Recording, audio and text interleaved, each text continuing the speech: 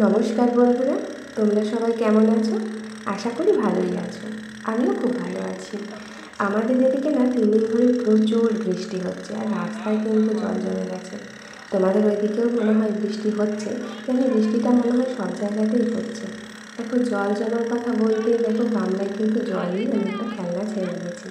খেলনাটা তোমরা কিন্তু অনেকেই আগে দেখেছো। এটা অনেক আগেকার খেলনা, আমার ছোটোবেলার খেলনা বলতে পারো, এটা স্মৃতি বলতে পারো। সচরাচর এগুলো এখন দেখা যায় না, কিন্তু হঠাৎ করে দেখতে পেয়ে আমার বাবা আমার ছেলের জন্য নিয়ে এসেছে।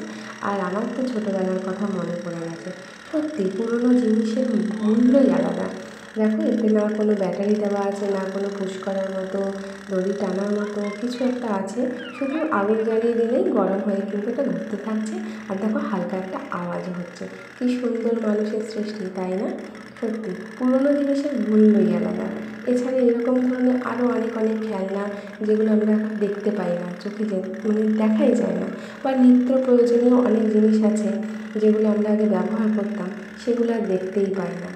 যাই হোক, তোমাদের আজকের ভিডিওটা কেমন লাগলো জানিও। Bye, tata.